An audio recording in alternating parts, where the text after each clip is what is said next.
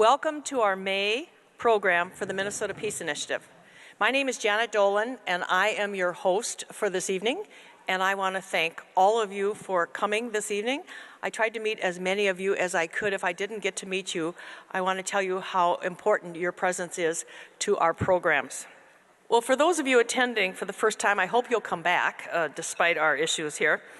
Let me tell you a little bit about who we are and why we do these programs. The Minnesota Peace Initiative is part of the Norway House. Norway and our Norwegian ancestors have a long tradition as peacemakers. Norway is often a trusted and neutral global partner asked to help resolve differences and bring parties in conflict to the negotiating table. Therefore, as part of the Norway House, we seek to provide a forum for thoughtful discussion of current issues and conflicts, where we listen and hopefully, most importantly, learn from each other. And as we all know from the last election, many of our citizens say we need to listen to each other more. And this is an opportunity to do so. The goal of the Minnesota Peace Initiative is to delve deeply into challenging global issues of our day. We believe a well-informed electorate is essential for an effective democracy. We bring you experts, such as we have this evening, to share their knowledge and insights so that we can become better informed and more on these important, timely topics. Some of the topics we've covered in the past are Islam in the West, Arab Spring, the division of Ukraine, the impact of social media on world events, and how educating women and girls creates stability in emerging nations. While each of our programs has always been a timely program about a very current topic, I do not remember one in which the events of the day are changing as rapidly as it has been on this topic tonight. In fact, as I spoke with our speakers on preparing for tonight, I said, who knows where we'll be with Russia, even on the day of our program. And as most of us know, there was testimony in Congress today, which I haven't even caught up on yet. So, and just since we selected the topic of Russia, the pendulum has swung from Russia is our new best friend, we're going to totally reset that relationship, to they interfered with our elections, supporting Assad, they probably knew about the chemical weapons, and perhaps most seriously, they had to have misrepresented to us that Assad's chemical weapons had been destroyed. So who's Vladimir Putin? What does he want? Can we do business with him? What's happening in the Crimea and the Ukraine? Is this the first of many dominoes, or are these two territories unique in their past closeness to Russia? What about their nuclear weapons? What about the European elections? Will there continue to be hacking of mainstream candidates, as we just saw recently in France? The questions are endless. This evening, we will try to answer as many of these questions as we can. Before we do, I would like to introduce the director of the Museum of Russian Art right here in Minneapolis, Dr. Vladimir von Tuzenikov. Would you please stand?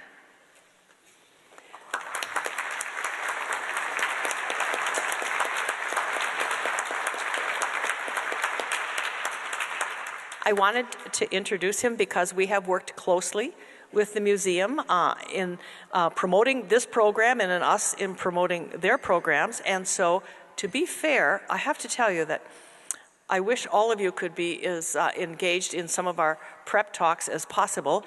I just came from a small table in the room where we were having a little buffet, and the topic was, does Vladimir Putin like rock bands, and if so, which one? So we have people who really know what's going on in Russia. And I can be the first to announce that I also heard that the Bob Dylan of Russia may be here at the museum in November. So check your calendars. And so we do appreciate it. And any of you who are here because of your affiliation with the museum or just because of hearing of our program through the museum, we really appreciate it. As I said, we will hear tonight on Russia from three exceedingly exceedingly knowledgeable and experienced Russian experts. Dr. Andrew Hutchins, who is on my right here, is a senior fellow at Georgetown University's Center for Eurasian, Russian, and East European Studies. And Dr. E. Wayne Murray, he reminded me, he's not a doctor. That is, he doesn't do surgery. Is a senior fellow for Europe. Yes. Is a senior fellow for Europe and Eurasia at the American Foreign Policy Council. We are also very lucky to have in our midst, in the Norway House family, Tom Hansen, former U.S. State Department diplomat whose expertise and experience is in Russia and Eurasia. Tom is currently the diplomat in residence with the Royal Allworth Institute for International Studies at the University of Minnesota in Duluth. We're going to begin with Tom. Tom will set the stage and give us a little background on the history of U.S. and Russian relations and where we are today. Then we will turn to our panelists for a discussion of where relations between Russia and the West may be going. Following their brief opening remarks, I will then ask them questions, and after a round of questions, we will then turn to you in the audience for your questions.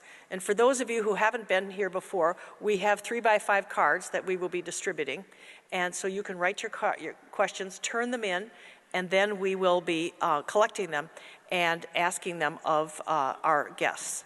So if you have questions, feel free to write them down, and we really try to give at least a half an hour to 40 minutes to your questions so we can hopefully answer things that are on your mind. So with that, I'm going to urge you, or tell you, again, little did I know the broken glass would do it before me, that we are here for a very exciting discussion. To paraphrase Betty Davis's famous quote from All About Eve, "Buckle your seatbelts, it could be a bumpy ride." With that, I'll turn it over to Tom.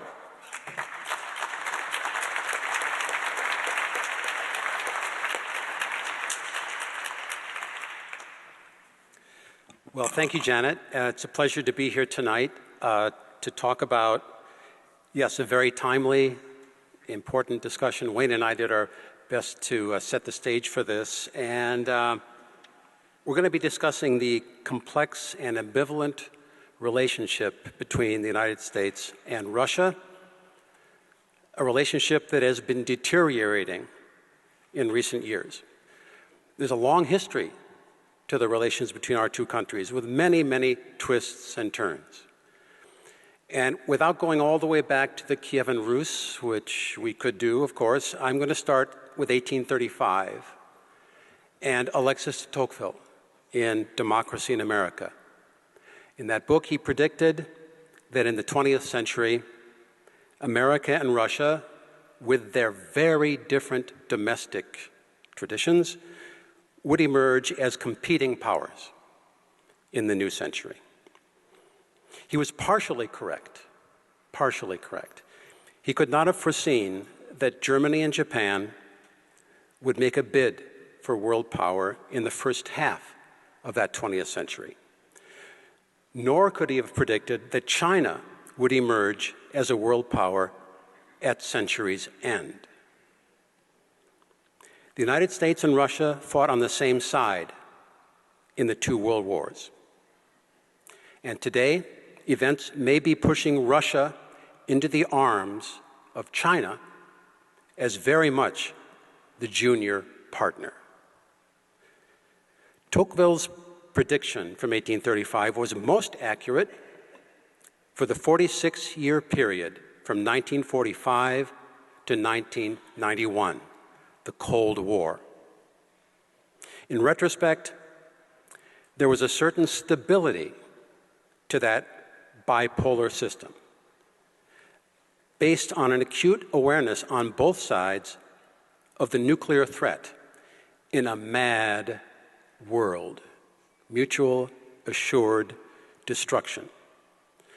And because both of our two countries recognized this threat, they emphasized communication between our two countries in spite of all rivalries. The end of the Cold War was miraculously peaceful as the Soviet Union broke up into 15 republics, one of which is the Russian Federation. But the Cold War ended, unlike most wars, with no formal peace treaty. In spite of much talk at the time about creating a common European security architecture that would include Russia. And increasingly since then, strategic ambiguities have plagued U.S.-Russian relations.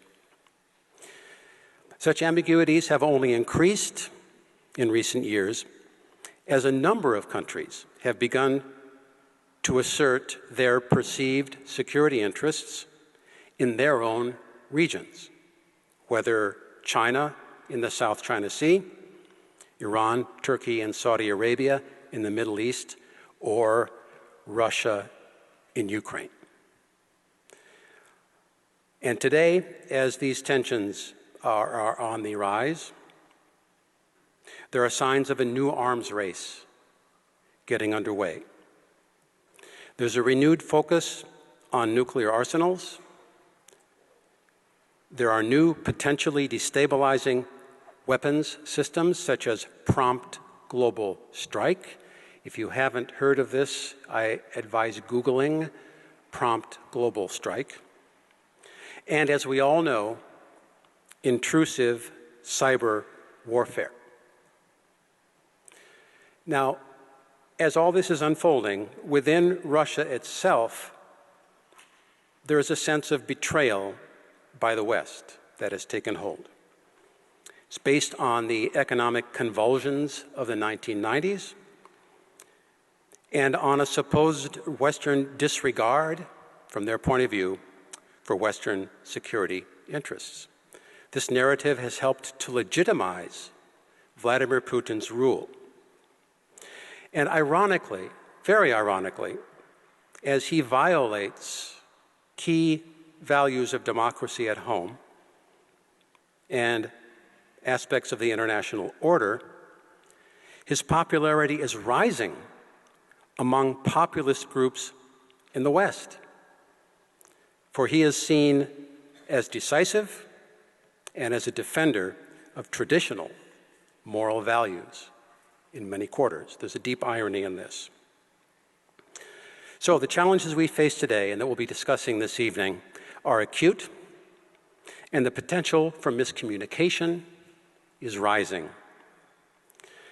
A report by the British House of Lords in 2014 concluded that a major factor in the Ukraine crisis that year was a collapse in Western expertise about Russia.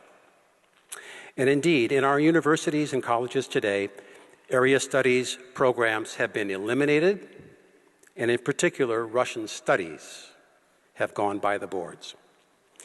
But tonight, we're very fortunate to have two of the absolute top experts in our country on Russia. Andrew Hutchins at Georgetown is a noted international expert on Russian foreign and domestic policy. His study from the end of last year, A New Russian Policy for America, has gained widespread attention. He's the former director of the Carnegie Center in Moscow, so he's lived these issues over in Moscow. Also former director for Russia and Eurasian affairs at the Carnegie Foundation in Washington, D.C. Wayne Merry, whom I know from State Department days, is one of our absolute best Russian experts of the past generation in the Foreign Service. He served in Moscow twice, was there during the transition from Mikhail Gorbachev to Boris Yeltsin. He's worked at DOD, at Treasury, at State. He was chosen by the Kennan Foundation in Washington, D.C. to visit both party conventions last year, Republican and Democrat, to assess emerging trends in Russian policy. Both Andrew and Wayne have testified often before Congress on these issues, and I think very tellingly were chosen last year to be 2 of the 4 expert contributors to the Global Trends analysis for Eurasia. This is a product that the CIA brings out every 4 years, which is used by the president. They enlist outside experts. Half of the outside experts are on our stage tonight. So I would like to invite Andrew and Wayne now to make their opening remarks. When they have finished, Janet will join us on the stage for the discussion. So, Andrew, I'd like you to take the stage and begin.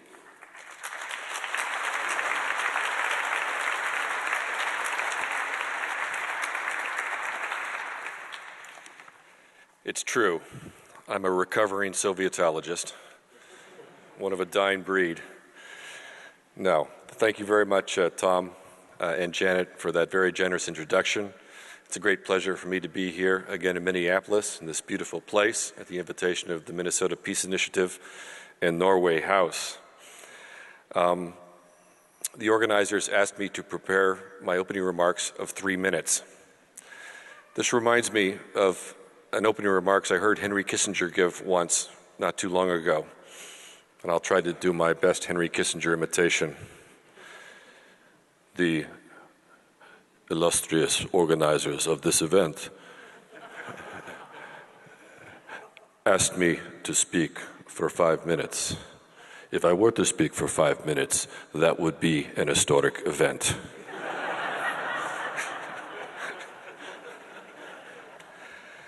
But actually, I'm going to try to really limit my opening remarks to 2 minutes and 55 seconds so that Wayne has an additional 5 seconds. So in 2000, the question everybody was asking around the world was, who is Mr. Putin? In 2017, the question that everybody has been asking around the world is, who is Mr. Trump? A question many people have been asking around in Washington for the last 6 months or so is just what is Mr. Trump's relationship with Mr. Putin and Russia more broadly? So on the first question, who is Mr. Putin? I do know a fair amount about that. Who's Mr. Trump? We're all learning. The third question, frankly, I don't know. 3 months ago, in March, I gave a talk at my alma mater, Amherst College, Massachusetts. The title of the talk was Fantasy and Reality in U.S.-Russia Relations. Because never before in the 35, 40 years that I've been studying the Soviet Union and Russia have I felt that when it was more difficult to discern what is fantasy and what is reality. Last month, I gave a talk down in Tampa at a conference at the University of South Florida on Trump administration foreign and security policy. It was day 84 of the Trump administration. So my talk was entitled 3 Russia Policies in 84 Days. The first phase was kind of an extension of the campaign, the so-called bromance, when expectations were that the relationship would improve. The Russians were hopeful that Mr. Trump would make some concessions to Russia, and Mr. Trump many oftentimes talked about it would be very good to have a more constructive relationship with Russia. And in fact, I couldn't agree with him more. That first phase, I would say, ended on February 13th, which happened to coincide with my birthday, with the resignation of the then National Security Advisor, Mike Flynn. The next phase I would identify from February 13th to April 7th. And that was a phase to me that was kind of distinguished by a lot of unforced errors by the Trump administration. They were distracted by a number of different things. And certainly, Mr. Trump, for a number of reasons, very strong bipartisan anti-Russian consensus in Washington, the investigation still ongoing, he really didn't have any room for maneuver with the Russians at that time. And then taking everybody by surprise, especially Mr. Assad and Mr. Putin, but I think everybody, was the airstrike on the Shayrat Air Base in Syria. And to me, that ended phase 2. And kind of what I expected would happen about a month before is we entered phase 3, which would be a much tougher line toward Russia, which had been evolving. And that kind of seems to be where we are today, but I don't know. Now, some have said that every new American administration that's come to power, be it Barack Obama, George W. Bush, Bill Clinton, since the collapse of the Soviet Union, they've tried to implement some kind of the version of a reset, an effort to develop a more constructive relationship with Russia. In each case, they experienced a good degree of success in the beginning, but by the conclusion of their terms of office, 8 years, relations were worse than they had ever been.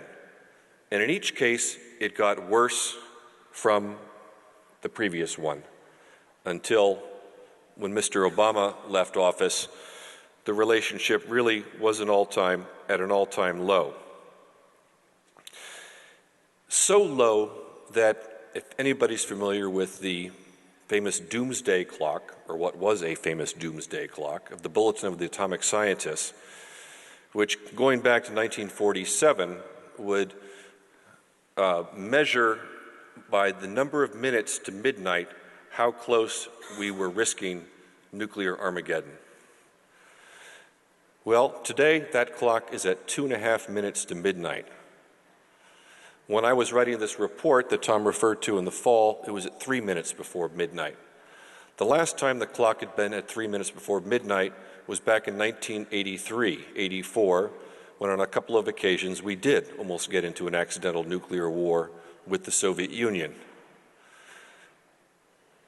The last time the clock was at 2.5 minutes before midnight was when Joseph Stalin was leading the Soviet Union before his death in 1953. So we're running a very, very large risk with the deeply unconstructive relationship we have with the Russian Federation. And unlike in the 1980s, there seems to be very little public awareness, actually, about the danger of nuclear weapons. It's almost as if we forgot they're around. I interviewed for my study 42 former policymakers in Russia and the United States, and one of them, I'll now mention his name in public, former Defense Secretary Bill Perry, when I went out to visit Stanford in June, he was deeply concerned about this, and he literally said to me, "Andy, we are sleepwalking on nukes." And we have military forces in the Baltic Sea area, in the Black Sea area, in the Middle East, in Syria, that are operating in very close proximity. Now, I don't really want to be Debbie Downer here this evening, but we are taking simply too much risk with this relationship, and we do need to find a way to reopen channels of communication with Russia and to find a way to develop a better relationship with Mr. Putin and Russia. And it's not going to be easy. You know, when Mr. Putin came to power in 2000, he was not inveterately anti-American or anti-Western. In fact, he tried to execute his own reset policy or effort to improve ties with the United States. And we actually had our most robust security cooperation in the fall of 2001 after 9/11, when Russian support logistically, intelligence-wise, military supplies to the Northern Alliance were essential in the success of Operation Enduring Freedom to take out the Taliban in Afghanistan. But then, for a variety of reasons, the relationship got bad. And I think Mr. Putin has developed some deep skepticism about the United States, about the West, mostly about the United States. And he is deeply opposed to the notion of regime change. And I think that somewhere in his mind, he actually does think that the United States would like to see Mr. Putin removed from power. Now, this is my final opening remark, but it reminds me of the epiphany that President Ronald Reagan had back in 1983, when American intelligence sources told him that the Soviet leadership at that time believed that the United States was preparing a preemptive nuclear strike on the Soviet Union.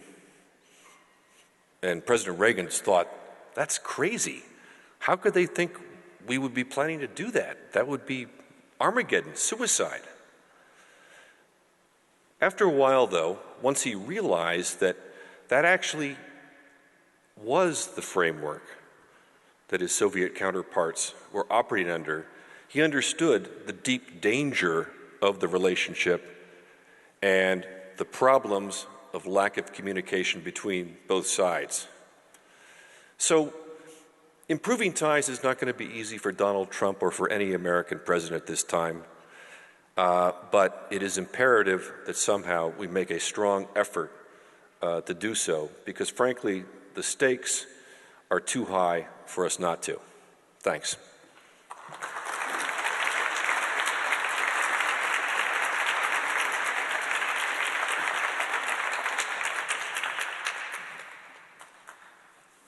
Tom, thanks for your kind introduction. Janet, thank you for the invitation. I always enjoy opportunities to come back to Minneapolis, though, to be candid, I do it mostly to go to Sebastian Joe's for the raspberry chocolate chip ice cream. Bismarck knew a lot about Russia. He'd spent time there as Prussian ambassador. And he concluded that Russia is never either as strong as it appears or as weak as it appears. In Washington, we suffer from huge problems of perceptions of Russia. At the end of the Clinton administration, early part of the Bush administration, there developed in Washington, inside the government, a school of thought about Russia that was sometimes described as a world without Russia. That Russia was so weak and would be weak forever that the United States could conduct its international foreign policy as if Russia did not even exist. 12 to 15 years later, Russia is the big bad wolf on the global stage. The Soviet Union is back and we're in a new Cold War. Well, look, this is all a lot of hooey. It depends on how you look at Russia and through which end of the telescope. I lived in the Soviet Union for several years, and the Russia that exists today is nothing like it. For one thing, there's no ideology. I guarantee you there's more interest in Marxism-Leninism out there in the U of M than there is in the Moscow Kremlin. This is a country that has no global system of alliances. If there is a country in the world today that challenges American primacy, it's China. It's not Russia. Russia has a very narrow and uncompetitive economy that depends on commodity exports for international prices, which it doesn't control. Many of the great achievements of the Soviet system, infrastructure, education, healthcare, are in serious decline. And Russia suffers a very severe long-term demographic decline. This is a country that is in a period of post-imperial adjustment. Something's happened to a lot of other countries. Turkey, France, Belgium, the Netherlands, Portugal, Britain, lots of other countries that have lost imperial great power status. It's a difficult transition to make, and Russia is still in that transition. Russia's domestic political culture is certainly nothing to write home to mother about. But I think the best description of it is from a friend of ours named Dmitry Trenin, who's the head of the Moscow Carnegie Center, a job that Andy himself once had. And Dmitry describes the Russian politics of today as authoritarianism with the consent of the governed. Now, for most Americans, that's a contradiction in terms. For most Russians, I don't think it is at all. because for 1,000 years they have lived under various forms of authoritarianism in which there was no consent of the governed.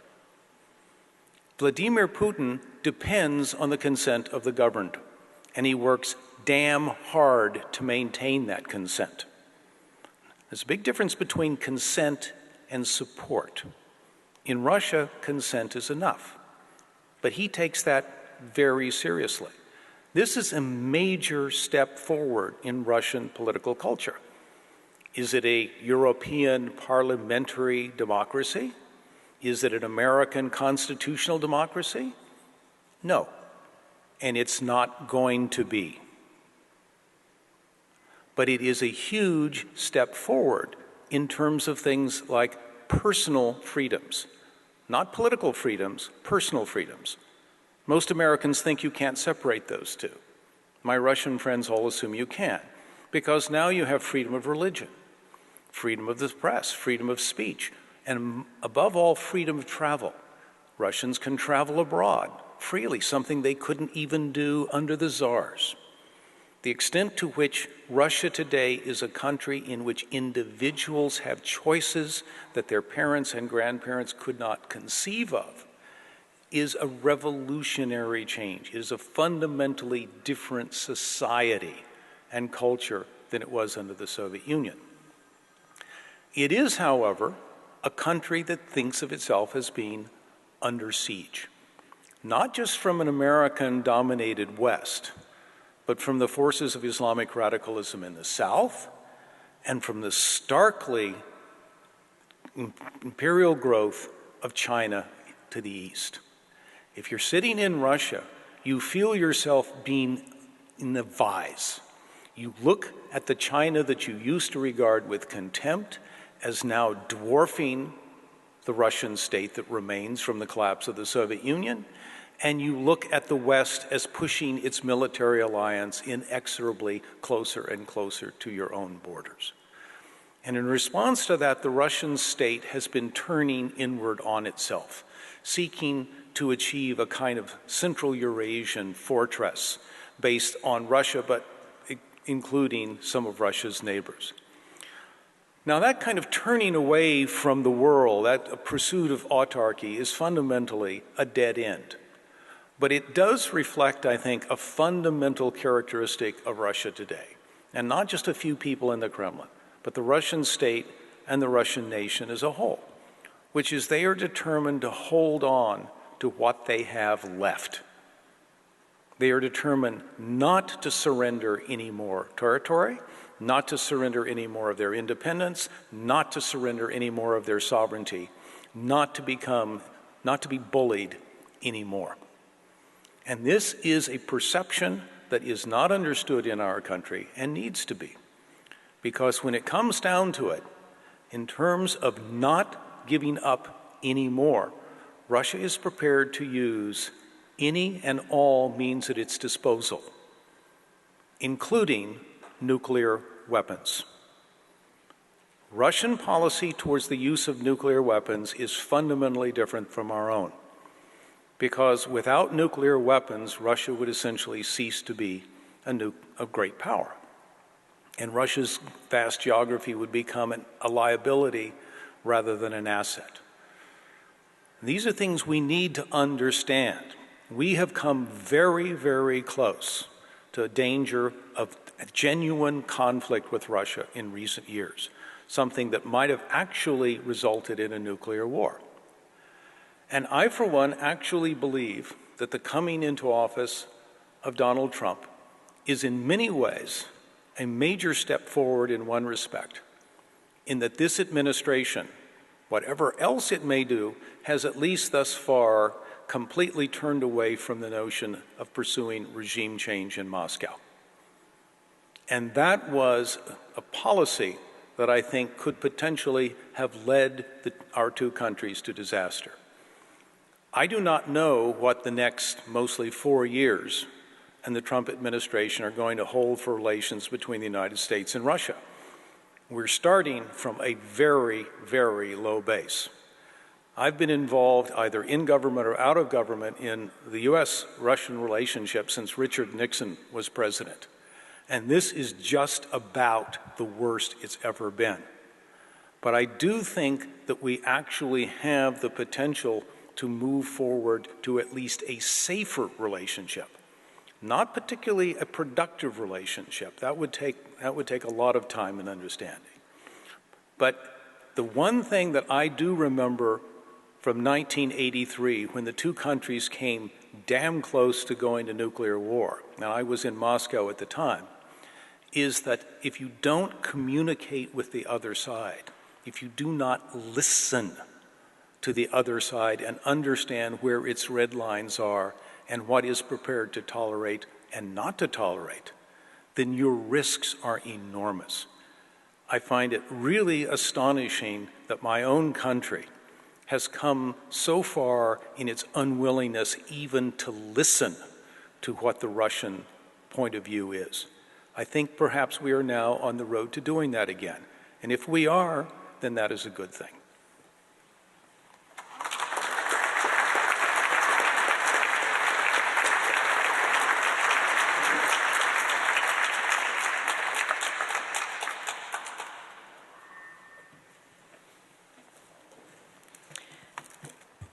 First of all, thank you both very much. It's clear from your opening remarks that we are very privileged to have such knowledgeable people with us this evening. Before I begin with my first question, I have two housekeeping things. I'm not sure, at past programs we've passed out 3x5 cards, and if there aren't any, would you please just use, you have a nice larger card, which is the evaluation form. We would really appreciate a twofer if you'd fill out the evaluation and put your question on the back. But I want you to have some mechanism for asking questions. So if you don't have cards there, then just flip it over and put any questions you have on there, and we'll get to them.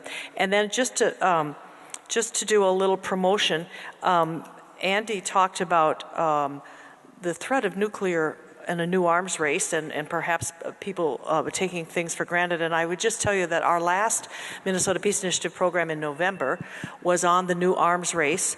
Unfortunately, both of our speakers were two Debbie Downers, so I will tell you that. But it was a great program, and it is on Minnesota Public Radio. And so if you just go in the archives of the noon show on Minnesota Public Radio, you can listen to the whole program. So anyway.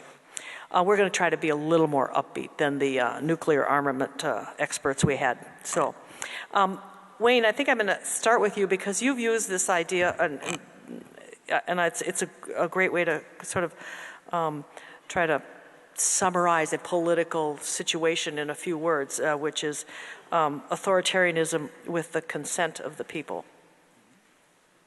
So, what do you think in terms of the Russian people? Does consent mean they just go about their daily lives and they're not that well informed, or does it mean that, like many other parts of the world, they're very well informed about what their government is doing, but they are allowing it to happen?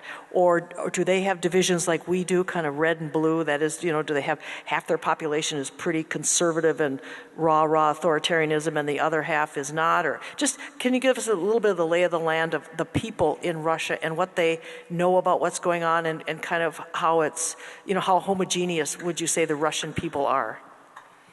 Well, Russians have been for a long time very alienated from their own political processes. I mean, there's the notion that the Tsar is a long way away. And the experience of the 1990s with the kind of false democracy that many people experienced then was a very alienating one for people for the whole concept of democracy. I think my distinction between political freedoms and personal freedoms is one that works very well for most Russians, that they care about the choices they can have in their personal lives, and they don't expect to have much influence on those guys up there, the verkhushka, the leadership, the people who exercise power. And this is not just true towards people in Moscow. It's true towards people in the regions and people in cities and other communities. I mean, this is a very vertically structured society and political culture. from which most people are trying to protect themselves from the state, protect themselves from political power. I mean, Isaiah Berlin made this distinction of freedom to and freedom from. I think most Russians are more focused on freedom from than anything else. Now, that doesn't mean that Russians are not concerned with what goes on in their own society. I think it tends to focus on things that are perhaps less immediate to us, things like inflation in foodstuffs, availability of medical care, which is a really critical problem in Russia, problems of education where you have to pay bribes to almost get your kid to pass their grade school exams. I mean, this is a country where people in most situations face challenges that we don't. And I think one of the biggest problems we have in America is that we tend to project our own scale of values onto other societies, including onto Russia, and it just doesn't fit. Now, that doesn't mean that Russians aren't concerned about what their country is doing. I mean, for example, there's a lot of indication that while Russians felt a very strong sense of gratification about the annexation of Crimea, which, I mean, every Russian I know thinks that Crimea is historically Russian. But there's also a good deal of anxiety about Russia getting involved in Syria. While there was some sort of a sense that, yes, we're a great power and we're respected again, I think there's a lot of indication that most Russians don't want their country to get involved in an on-the-ground conflict in that part of the world. Russians are very concerned about Islamic radicalism and terrorism. There have been a lot more terrorist attacks in Russia than there have been in the United States. A lot more victims. It's a much more immediate issue in Russia than it is for our society. But I don't think that most Russians feel that they have a very, how can I say, organic or dynamic relationship with governance. That's why I made the distinction between consent and support. I think Vladimir Putin feels very keenly that he depends upon the consent of the Russian people. But I don't think the Russian people feel that he is in any way dependent upon their active support. Okay. I should have mentioned also, in preparing for tonight, I mean, you could just, ask a million questions and go in all directions. So what I have is a kind of an order of starting with sort of on the ground in Russia, and then we'll move out to the Ukraine and Crimea, and then move further out to the next layer or concentric circle of countries, and then to Europe, and then we'll conclude with a question or two on American foreign policy, just so you kind of get a sense of where we're moving. So, Andy, I'm going to move on to the Ukraine and Crimea. And again, I know that there's a lot of backstory here that we as Americans probably only get the tip of the iceberg. But could you just briefly explain for the audience, at least from your perspective, what's the difference between those two situations? Are they, the Russian people, as Wayne has already said, they certainly support Crimea. Are the Russian people supporting of all of them? Anyway, just kind of get the lay of the land of where you think we are, or not we are, but where we think Russia is in those two situations. Sure, Janet, thanks. I guess we could start, let's say, on February 21st, 2014. That is when the former Ukrainian president, Viktor Yanukovych, fled. He left Kiev. Basically, his security forces refused to secure him any longer, and that left a vacuum in power. Now, just earlier that day, there was an agreement that was signed by Mr. Yanukovych and by Ukrainian opposition forces and by several European foreign ministers. There was about an agreement in which Mr. Yanukovych would stay in power, but he would call early elections. Now, the tens of thousands, hundreds of thousands of people on Maidan, the central square in Ukraine, They did not accept that, and that's what made the situation so unsafe. Yanukovych disappears. So the reason why I introduce it with that is that for Mr. Putin, when Mr. Yanukovych disappeared, that basically meant that Mr. Putin's Ukraine policy was a total and complete failure. And what to do then? And we needed to understand, and I'm afraid that we missed this, because that this was a really significant blow for Mr. Putin and probably for his domestic political position in Russia itself, if something were not to be done. So the Russian view of what happened there is that this was a coup d'etat, and that it was essentially in some ways kind of supported by the West, like the color revolutions and the way they interpreted that earlier 10 years previous, and also the way the Kremlin tends to interpret the Arab Spring. So how did he respond? Well, he responded by the remarkably successful, tactically brilliant operation to seize Crimea 7 days later, on the 28th. Now, why did he do that? Well, I felt he needed to do something. 2, Crimea is the home of the Russian Black Sea Fleet, and Crimea, was until 1954, in the context of the Soviet Union, it was part of the Russian Federation. But in 1954, Mr. Khrushchev, and in retrospect a foolish move, but he didn't anticipate the Soviet Union was going to collapse, he basically gave Crimea as a present to the Ukrainian Socialist Soviet Republic, and that's why it was part of Ukraine when the Soviet Union collapsed. Now, there's a longer backstory, but we don't have time for that. And I think it was the sense that, well, if a very, very pro-Western government does take charge in Kiev, then there's the possibility that we could lose the home for the Black Sea Fleet and this very important strategic asset. And he acted, and it was successful. And he got very little pushback either from the Ukrainians or from the West, in my view.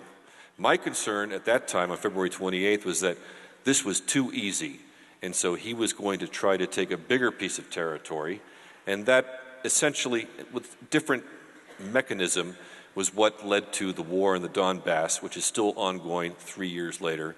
It's a civil war in Ukraine, but the Russian government that has helped to support this catalyzed it in some ways and intervened militarily at significant moments. So the difference between the Donbass, Donetsk, and Lugansk in Crimea is that the Russians annexed Crimea, so it is now, at least in Russian eyes, de facto and de jure part of the Russian Federation. This area where the civil war is going on in the Donbass, the Russian government doesn't want that territory. In fact, the Ukrainian government isn't too enthusiastic about taking responsibility for that territory. It's undergone a brutal civil war for the last 3 years. We're talking about the most intense, kinetic, military conflict in Europe since World War II. And there have been a couple of different peace agreements, the so-called Minsk process. Neither the Ukrainian government nor the Russian government are living up to their obligations to this Minsk process. And in the course of the last 3 years, the situation on the ground there has gotten much, war tends to radicalize people and positions. There's been an out-migration of, I think, 1.5, 2 million of the residents. So the situation there is drastically different. It's sort of a simmering conflict. It's not at the intensity of conflict that it was back in the summer of 2014 and later on in early 2015. But I don't see that there's any easy resolution of this in sight, and which, for the United States policy, it means that the economic sanctions that we have put on Russia are going to be very difficult to remove since they're attached to the two sides resolving the situation in the Donbass. Mr. Trump talked on the campaign about possibly reviewing the legal status of Crimea. He talked about possibly taking off economic sanctions. Right now that's I think, politically impossible in this country, and it wouldn't be the right thing to do anyway, because the Russians need to show good faith. They actually want to resolve the conflict, and that's where we are. Okay, you raised a point, and we'll get to U.S. policy in just a few minutes, but even though it may be the East, and also we had a Minnesota Peace Initiative program on the Ukraine, which we had a fairly in-depth look at the history and the various parts and who played what role in World War II and with Germany and with Russia. I mean, it's a very complicated situation, and I encourage you again, if you're interested, to download that from Minnesota Public Radio. But even if it's a simmering, your last point is pretty important, is it going to become the stumbling block, though?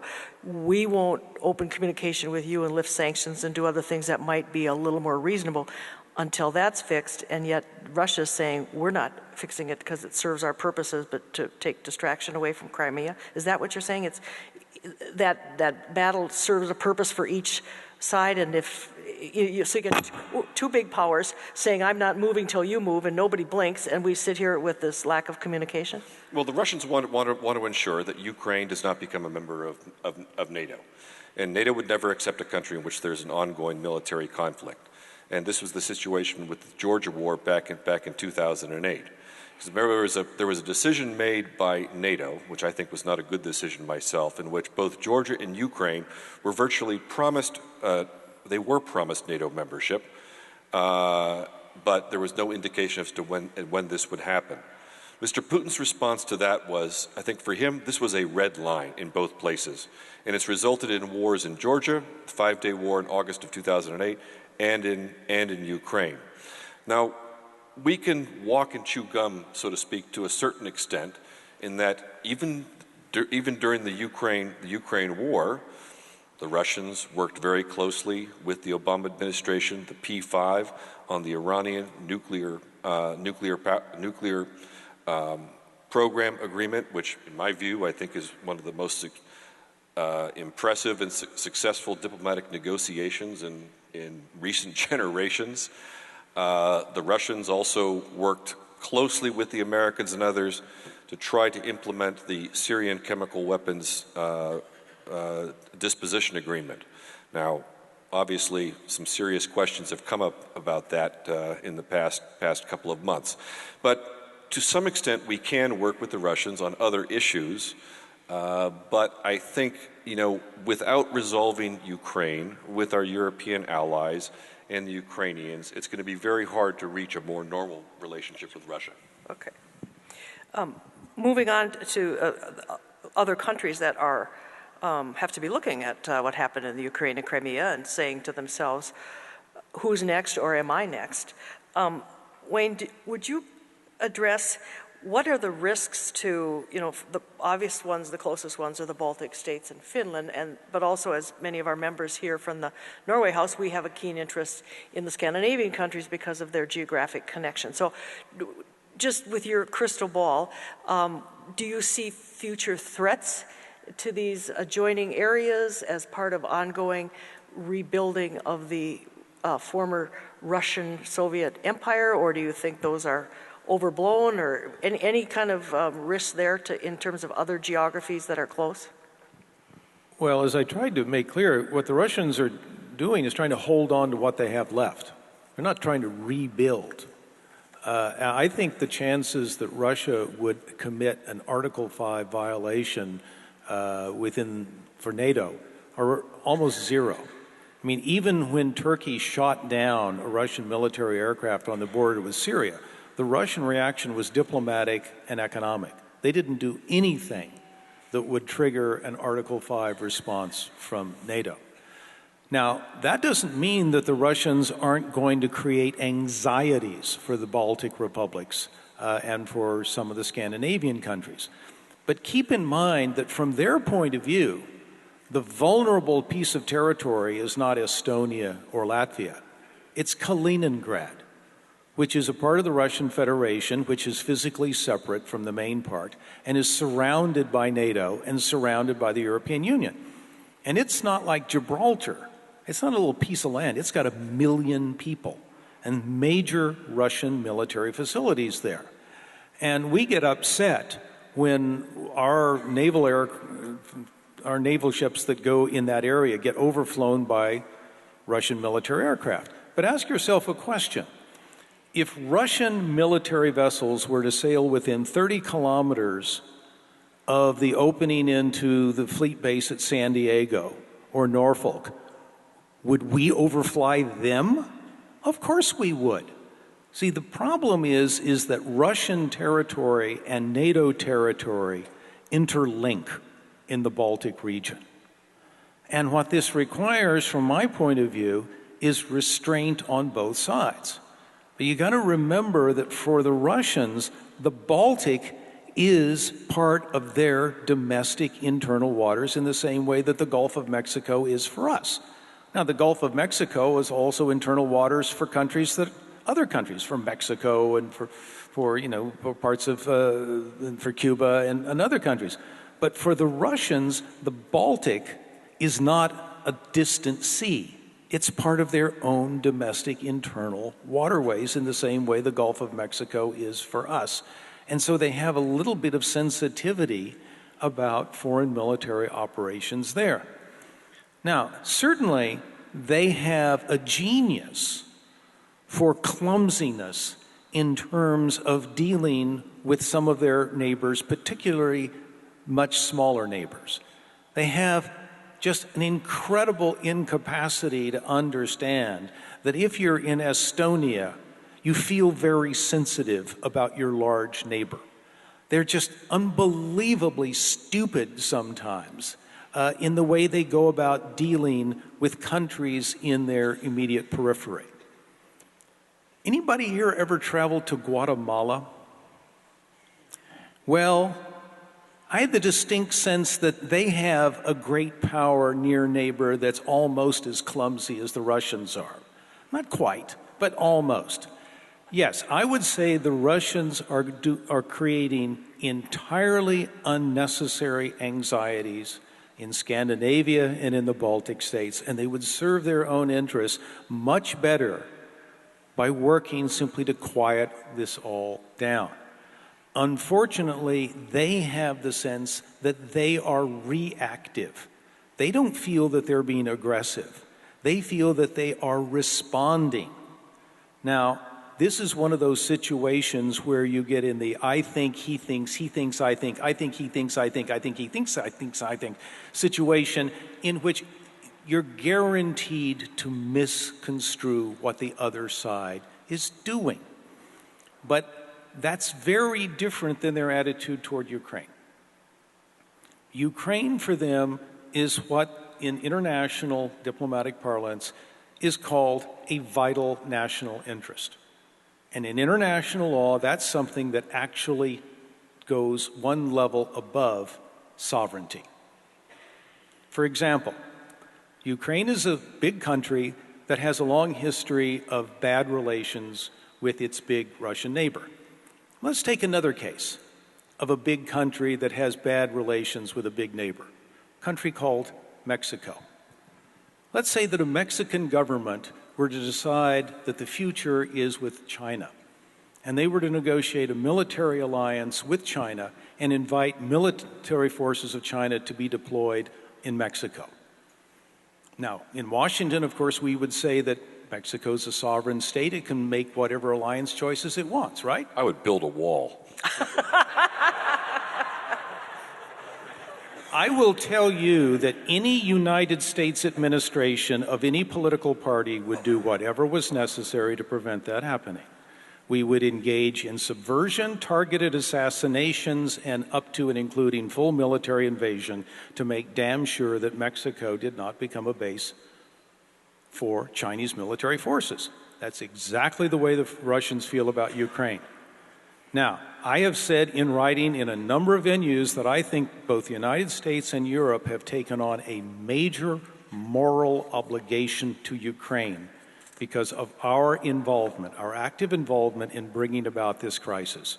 I think we have done Ukraine no favors by the policies that we've conducted. And I think we do have an obligation to help Ukraine. But to my way of thinking, the least good way to help Ukraine is by turning Ukraine into a proxy battlefield. There are a lot of people in Washington who talk about Ukraine as the new Afghanistan. In the same way we used Afghanistan to bleed the Soviet army, that somehow we can use Ukraine to bleed Russia today. I think that would do Ukraine no favors. Okay, thank you. We are all learning a lot as we move out further and further from Moscow towards Washington. Andrew, can you sort of synthesize the Russian-EU-NATO relationship? What does Russia want to do vis-a-vis Europe and NATO? What is Europe's reaction? What does Europe think is happening? We just had the French elections where it sort of looks like the hacking didn't have much Vive effect. la But France. yeah, but so is it? You know, can you kind of synthesize what is Russia's goal and what does EU think Russia's goal is and what are they doing about it? Russia hates NATO. They don't like the EU. Next question. Well, good. So what are they going to do about it and what's NATO and EU going to do about it?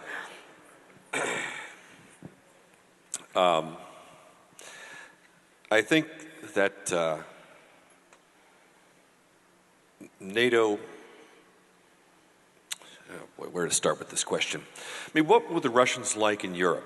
The Russians would like in Europe, yeah, that they would like if actually NATO did what Strobe Talbot advised them to do in Time magazine in January of 1991, in which he suggested that NATO should be consigned to the dustbin of history. It should declare victory. That's what the Russians would have liked back in 1991. And to some extent, the Russians were a bit deceived. We go back to where did this start with, about the nature of how the United States was thinking about Western security with the collapse of the Soviet Union. Why are the Russians so upset about this?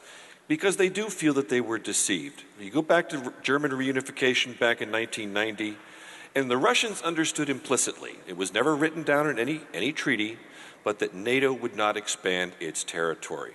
And in fact, there's been released material from archives indicating that this was part of the negotiating strategy of the George H.W. Bush administration with Gorbachev to get his agreement on German reunification and that NATO would not expand.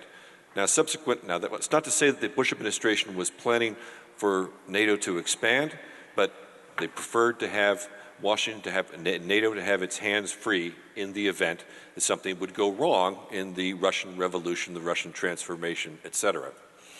And it kind of gets back to what I think what the Russians understood was an implicit bargain at the end of the Cold War. Their view was that, look, we made the decisions, basically in Moscow, to dissolve the Soviet Union.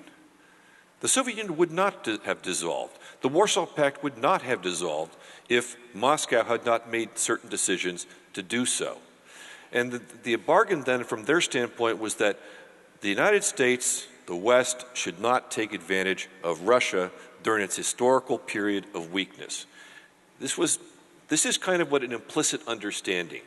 And our understanding, I think, was at the time that Russia is committing to becoming a liberal market democracy. And unfortunately, both sides have been deeply disappointed with what they see as the failures of the other side to kind of live up to what they thought was this sort of informal bargain. And this is kind of really at the crux, I think, of why here we are 25 years later after the collapse of the Soviet Union, talking about the possibility of a new Cold War, after we were in a real Cold War for 45 years. So what would the Russians would like in Europe? They want to be part of a European security framework.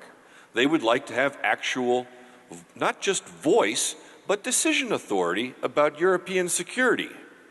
And the problem is that the two institutions pre-existing the collapse of the Soviet Union, NATO, and the predecessor, the European Community, now the European Union, did not have Russia as a member, and it was kind of understood that Russia probably couldn't become a member. So that leaves Russia on the outside of really kind of core decisions about about European security as well as European economic security.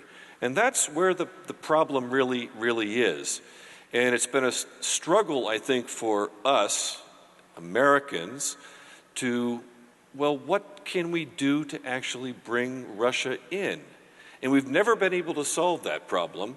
And as long as we don't solve that problem, as long as Russia feels that it is out, then Russia's going to feel insecure, and therefore Europe is going to feel insecure. And it's kind of hit a very, very dangerous time now. The last comment I would make on that is that the Russian preference is to deal with each European country by itself. Because Russia is a larger, more powerful country, that would give it a better bargaining position. It took them a little while to realize that the EU was a problem for them. They first of all didn't really understand the EU. Well, who does actually understand the EU? You ever read that Acquis Communautaire? About 80,000 pages?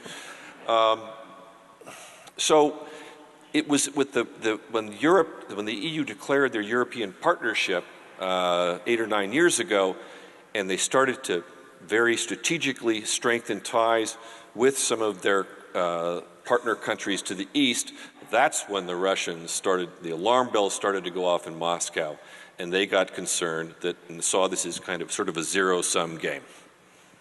Janet, if I could add to that. I was at the American Embassy in Moscow in the early 90s, and I remember a considerable shift in emphasis from the George Herbert Walker Bush administration to the new Clinton administration. There was a good deal of continuity. I mean, the Clinton administration regarded the Russia policy it inherited from Bush as a success which they wanted to maintain. But there was a real shift in focus. Bush and his Secretary of State, James Baker, really thought in kind of geostrategic terms. I mean, they dealt with the reunification of Germany, collapse of the Warsaw Pact, collapse of the Soviet Union. And Bush talked about Europe whole and free, Europe from the Atlantic to the Urals. And I think they understood that there needed to be some kind of architecture, to use the phrase that diplomats love, that would include Russia and Ukraine and Belarus and the Caucasian states in some kind of a structure in which everybody would be inside. Now, that's not the same thing as everybody being in NATO, even though Boris Yeltsin quite genuinely wanted Russia to join NATO. But once the Clinton administration came in, their thinking was much more focused on what was called the Washington Consensus, the neoliberal program of macroeconomic stabilization. And our focus on Russia became much less on Russia in Europe, Russia in a European identity, a European architecture, a European structure of peace of the kind that was established after the Napoleonic Wars, and much more in terms of trying to micromanage in a very intrusive way economic reforms in Russia. And it became, and it was just a completely different focus. Much less emphasis from the Department of State, much more emphasis from the Department of the Treasury.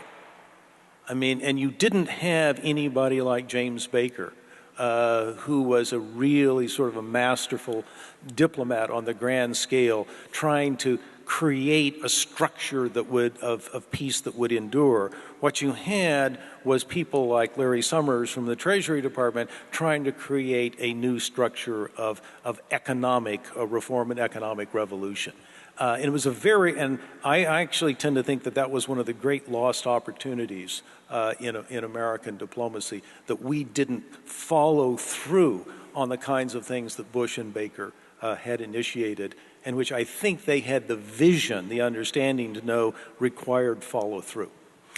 I'm going to make a comment on that. We're going to switch, just that because of time, and also we're now moving into the Russian and American policy, and there's a lot of questions around Russian and American policy, but I'll just make a comment on that. As somebody who was in business and doing business around the world at that time, I would absolutely echo what you said. I don't know exactly what was going on in the Clinton administration, but I know traveling among business leaders around the world, there was clearly a view: we won, they lost.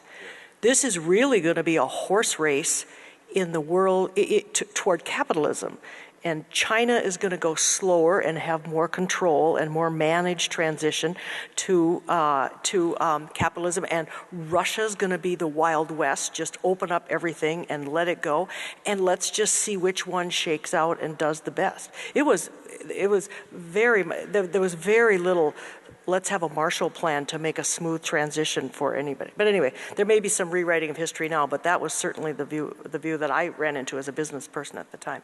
Okay, we have a lot of questions about where do we go from here? And so one of the ones that sort of taps into it is you're both Russian experts. You've known the people helping shape Russian-American policy for several administrations. Who in the Trump administration, it says, is formulating the foreign policy regarding Russia? And this is your chance to criticize your colleagues. Are they capable of doing it? So you don't have to name names, but if we're at that brink where we could be opening doors rather than closing them, do we have people there who are thinking about this and who are likely to make that happen? Well, sure. We both know the person who's on the National Security Council now with charge for, I think it's called Eurasia and Europe, is Dr. Fiona Hill. And I have a very, very high regard for Fiona's knowledge of Russia as well as Europe, as well as states neighboring Russia. You know, to me, when I read the press reports that she's identified as a Putin critic, well, I mean, there are ranges of Putin critics. I mean, and if you're an American, it's hard not to be critical to some extent about some of the things that Mr. Putin does. But I would certainly put Fiona in the category of really, really well-informed thinkers, and a person that's kind of able to put herself, which I think is the key thing for diplomacy, is to put yourself in the position of the other side and to understand what their interests are. And if you look at the leaders of the foreign policy and national security team on the Trump administration, General McMaster, General Mattis, and Secretary of State Tillerson, I think you've also got some extremely experienced and competent people in charge. Now, the wild card is the president himself. But I would just make one point about Mr. Tillerson, okay? Because the former CEO of ExxonMobil, we all know that he's been awarded the Friend of Russia award from Mr. Putin, and he's viewed as being a friend of Russia, et cetera, et cetera. Well, let me give you a little bit different perspective on Mr. Tillerson. Okay, one, it's obvious that if you're running the largest energy company in the world, you're going to try to do business with the Russian Federation. But like every other Western energy company that has dealt with Russia, you've been dealing, especially in the last 17 years, with Mr. Putin and with Mr. Sechin, the head of Rosneft, the second most powerful person in Russia, in a relatively high oil price environment, even if it's around $60 a barrel now. He did not have much leverage when he was dealing with the Russians. And even though ExxonMobil did not get treated as badly as some other companies, he has no illusions about the nature of the government and about Mr. Putin himself. So I wouldn't worry on that score. What I do think is positive about him is that there's respect on the part of Mr. Putin and the Kremlin, I think, for Mr. Tillerson and for ExxonMobil, even if naturally the Kremlin is always trying to take advantage of them and trying to use an academic phrase, screw them over. I worked for a quarter of a century in both the State Department and the Pentagon, and I particularly remember what it was like to work with leaders who had real vision. People like George Shultz at State and Bill Perry at Defense. And big institutions, government departments, the military, the foreign service, the intelligence community, they respond when they are led. But when they are not led, they basically just go off. They basically vegetate. And I don't really see that kind of leadership in Washington today. Don't say it won't be there, but I don't see it. I mean, I also applaud the fact that Fiona Hill is working in the National Security Council staff, but she is a staffer. Who is the senior person in the Department of State today who is engaged on Russia? I can't give you a name. Who is the senior person in the Department of Defense? I cannot give you a name. We have a first-class guy as ambassador in Moscow, but he's a career foreign service officer, and he's scheduled to be leaving in the summer. We still don't even have a name that's been announced for a new ambassador to Moscow. What I would have to say is that the relationship between the United States and Russia today is largely leaderless on the American side. I mean, I tend to have a fairly high opinion of the three key figures, Tillerson, Mattis, and McMaster. But you have to have senior people who are carrying out what their orders are. And each of those three men have other things to worry about than Russia. And I just don't see a strategic vision. Now, I earlier mentioned Secretary of State James Baker, who worked for Bush Sr. I personally dislike the man. I think he deserved a Nobel Peace Prize. I think his achievement of the denuclearization of three of the states of the former Soviet Union was one of the greatest achievements of American diplomacy in my lifetime. And I don't like the man, but he was a great diplomat. I don't see anybody like that in Washington today. I see on the Russian side a lot of talent. I mean, Foreign Minister Lavrov, Mr. Putin's inner house foreign policy advisor, Ushakov, a lot of other people there. I think there's just a lot more real talent on their side. And I think it does bear keeping in mind that when the two presidents do get together, which is currently scheduled for July, is that Vladimir Putin is a man who is famous for doing his homework. He prepares. When he goes into meetings, he knows as much about any issue as the person he will be facing across that table. I don't think that's likely to be the case for our president. And I'll just, for example, let me just give you an example. There has recently been some interest by President Trump about Andrew Jackson. Most Russians have never heard of Andrew Jackson.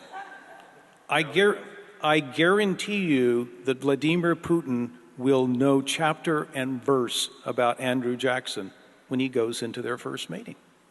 He's a man who does his homework. He prepares. He's thorough. He uses his staff. That makes a difference. Did you want to comment? Yeah. Well, Mr. Putin can prepare all he wants for Donald Trump. I just say good luck with that. I don't mean to be flip.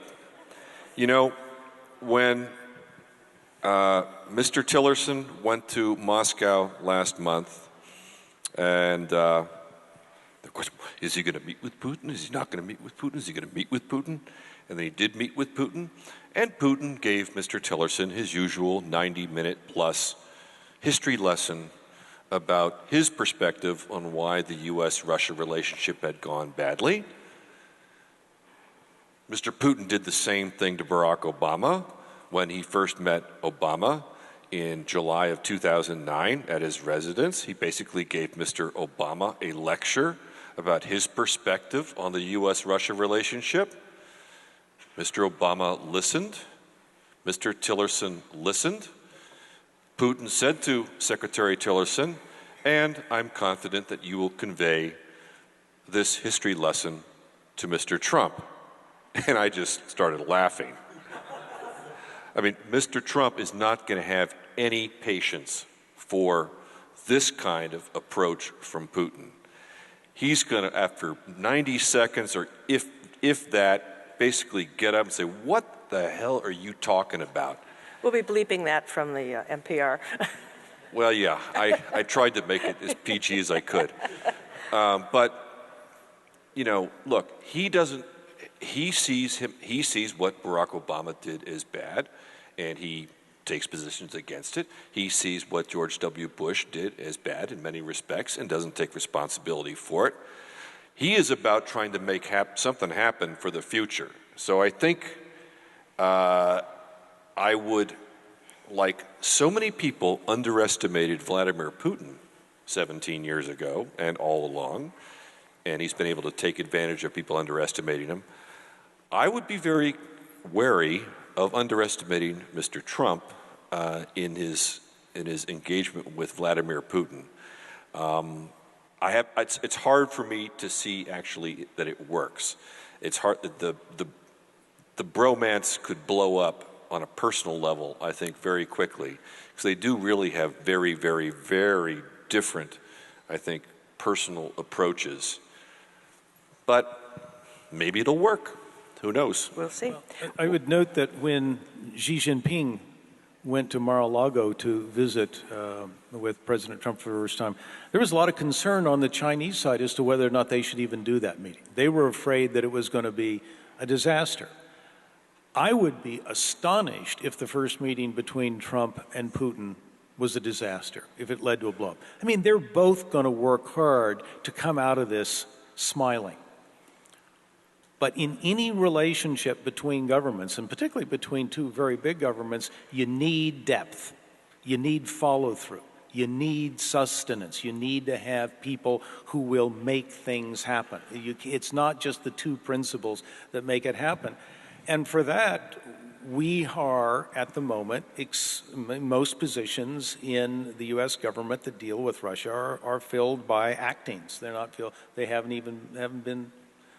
people haven't even been announced, let alone their names go to the Senate. Confirmed. So I mean, look, when Ronald Reagan became president, it took 10 months to get an ambassador to Moscow. We had a career foreign service officer filling in, as we do today, and that worked fine. But that was a period in the Soviet-American relationship when we were essentially not communicating with each other at all. And it led to 1983, where both Andy and I are well aware the two countries came very, very close to catastrophe. I think long periods of bad communication, miscommunication, non-communication between nuclear-armed great powers are irresponsible. And I don't think the problem in this case is on the Russian side. I think they will be very whiny, they will be very demanding, they will be very suspicious, they will be very Russian. But we need to simply get our own ducks together and conduct this relationship in a more serious way than we currently are. Okay. I'm going to conclude with, because there's just a pile of questions on two particulars, but I need really brief answers because of our time constraint. But the first is all around the hacking, the election, the investigation, and kind of the thrust of these questions is getting to the bottom of this and having, really coming out with all the facts as they can develop it in congressional committees. Is that a distraction that's going to undermine any attempt to open up this communication, or is it vital? We ought to be holding people accountable, and we shouldn't move forward until we know what went on. I mean, can you give a quick answer? Well, let me make 3 or 4 points. First, because this is a domestic American political issue, it will go on for as long as Donald Trump is in office. Largely because you have a significant number of people in the Democratic Party who are in denial that they actually lost the election and why they lost the election, and they have to have somebody to point at to rationalize their loss. Second, whatever the Russians did, they did in the full anticipation that Hillary Clinton would win the election. it never crossed the mind of anybody in Moscow that Trump was actually going to win. The things they were doing in cyber espionage and other things were done to send a message to the new administration. Partly a message that we can do it to you because you've been doing it to us. Very few people recognize the extent to which the United States has been extremely intrusive in Russian politics over the last 25 years. In the early mid-1990s, I was part of it. I know. We were doing things which we would never tolerate from a foreign government for a nanosecond. And they feel very strongly that they have been on the receiving end. When you get into the question of cyber espionage, I'm very cautious because there are a lot more cyber sleuths out there than there are in Moscow. The great majority of cyber attacks against the United States from abroad have come from China, not from Russia. WikiLeaks doesn't need Russia. I mean, I strongly disapprove of what Julian Assange does, but I agree with his assessment that any 14-year-old could have broken in to the Democratic National Committee's emails. So I'd be a little cautious about just assuming that anything and everything that happens in cyber espionage is of Russian origin. It's not. I do not for a moment doubt that they were very active in cyber espionage in the United States, but a lot of other governments were as well. The question is, from my point of view, what was its intent? Its intent, in my view, was not to affect the outcome of the election.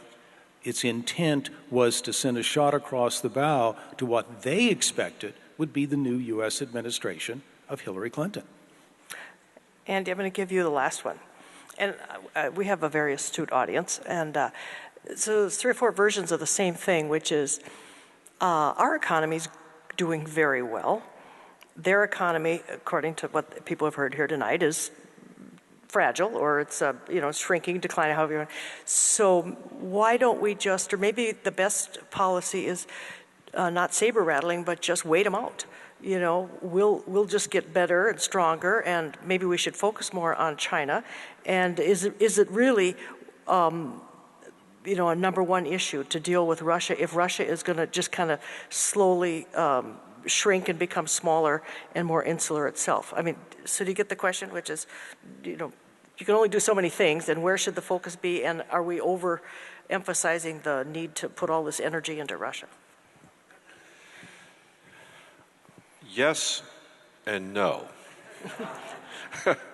I mean, yes, to the extent that, you are absolutely right in that, even Russia's own economic predictions out to the year 2030 is they're expecting 1.5–2% growth per year. Now, that could change with a major shift in the oil price. It could also shift in a positive way if I think Russia were to take the measures to improve its own investment environment and undertake again structural economic reforms. But I don't see that being done anytime soon by Mr. Putin. I would say no to the extent that, we're in a global power shift in the world right now, and Russia is in relative decline, and sometimes great powers see their window for opportunity in a more short-term horizon, and then act now while we can try to cover our interests. And certainly I think that Mr. Putin in the last few years has been less risk-averse. Be it Ukraine, I think Crimea was brilliant on his part. Donbass is an overreach. Syria, I think they find themselves in kind of a quagmire there. I think they would like to extricate themselves, and this may be a way, there may be a way for us to find a way to work together despite the dramatic disagreement last month over the chemical weapons incident. So I think to just, what Wayne said at the outset, Janet, kind of helps to answer the question. Bismarck's quote: "Russia is never as weak as it appears, nor as strong as it appears." And we do seem to vacillate in our policy toward Russia from one extreme to the other, and having a harder time kind of really developing a strategy and a certain degree of patience and a willingness to understand Russia's interests. Vladimir Putin told George W. Bush in April 2008 at the NATO meeting in Bucharest that, basically Georgia and Ukraine, that's a red line, NATO membership, don't go there. We didn't quite hear it. And we didn't really, and then we continue to be surprised. That kind of baffles me. Because actually, I think to some extent, some kind of military reaction to Ukraine back in 2014, I saw after February 21st, when Yanukovych left, as a reasonably high likelihood. And one thing Mr. Putin has been consistent about also is that when Mr. Gaddafi met the end that he did at the hands of what the Russians view as NATO overstepping its bounds in the no-fly zone in Libya, that resulted in support for the opposition that led to the death of Mr. Gaddafi, that hit Mr. Putin very, very hard. And I remember Mr. Putin, while I go to these meetings every year, the Valdai Discussion Club, in October of 2011, and what Mr. Putin had to say about Mr. Assad, and I paraphrase it, was that what happened to Muammar Gaddafi will happen to Bashar al-Assad over my dead body. I will not allow this to happen. And yet we continue to be surprised all the time that Russia was vetoing, along with China, by the way, all the time until most recently, any UN Security Council resolution about Russia. So I think to some extent, there's been a failure to listen.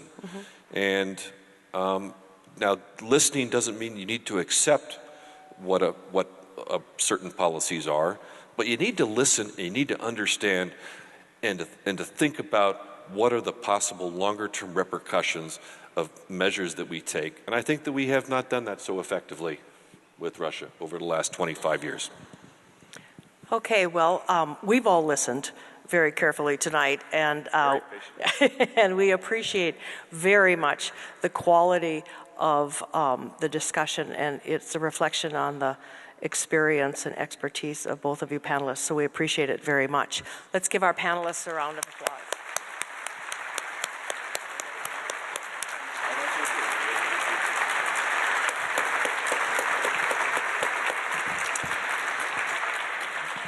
As a small token of our appreciation, we present to each of the panelists who take part in our programs Minnesota Pipestone Peace Pipe, which is, and I have, My son will like this. Yeah.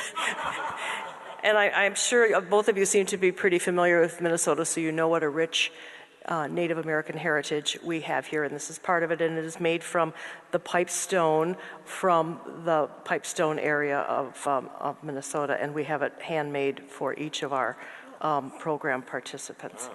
And knowing the lack of humor of TSA, we will be glad to send it to you so you won't have to try to explain to someone what this is as you go through security, but we will send one to each of your... So we will send one to each of your offices, and we appreciate it very much. Thank you.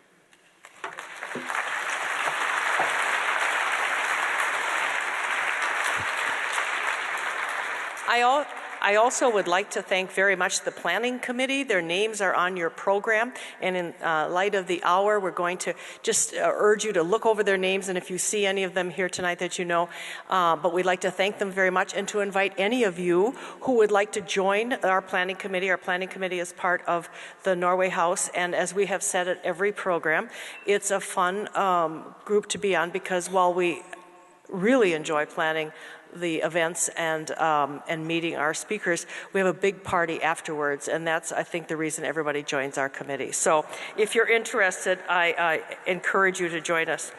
I also want to thank the Norway House, and we have members here who are members of the board or are very supportive members of the Norway House. So I want to thank all of you. I would ask, Christina Carlton is the executive director. Since our last program, she has joined the Norway House as the executive director, so I'd like to thank her. And Anya Kroll is here also. They are both. So as Joe DiMaggio used to make baseball look easy, they help us make it look easy for you, but they do all the work in the background there. I also would like to encourage all of you, you don't have to be Norwegian and you don't have to be members of the Norway House, to give money to the capital campaign for the Norway House. We are building a new beautiful building which will have a big gathering room, and that is where we will hold our Minnesota Peace Initiatives in the future.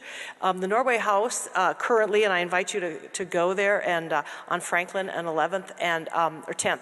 And they have a lot of programs. We have arts and history and lots of other programs there, but we don't have the size or the space to just hold meetings like this. So I encourage you, if you can, haven't been tapped yet, somebody will.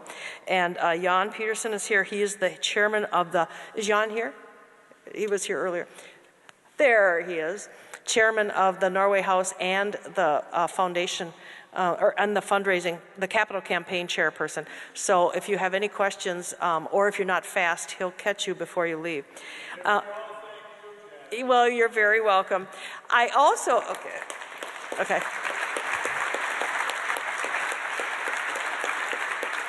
I'm standing between you and your cup of coffee, just remember that.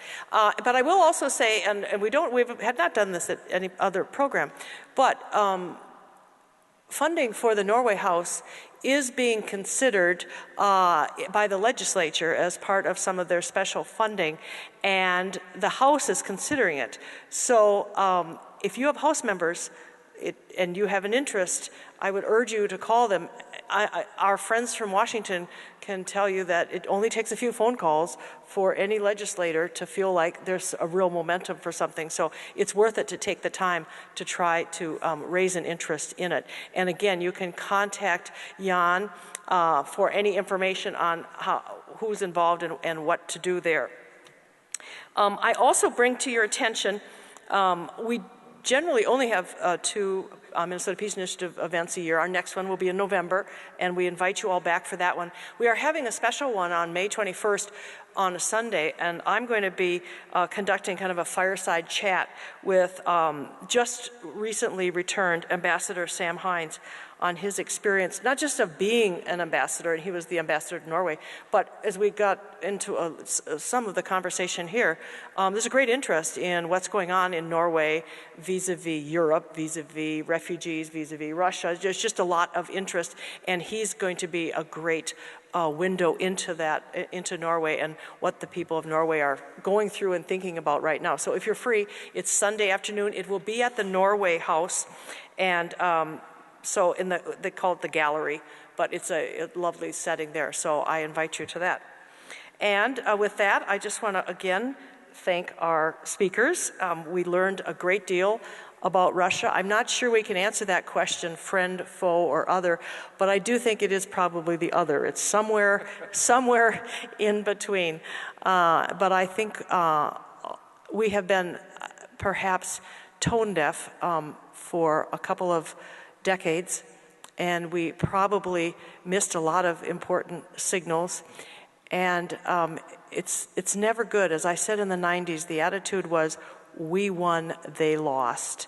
And we know that some of the greatest moves in the history of the world have been when the conquerors really reshaped those that lost rather than danced on their graves. So I think we could do a lot to improve our relations, and I think we had two experts here who gave us a lot of food for thought in that area. So thank you all very much. I hope you will join us in November.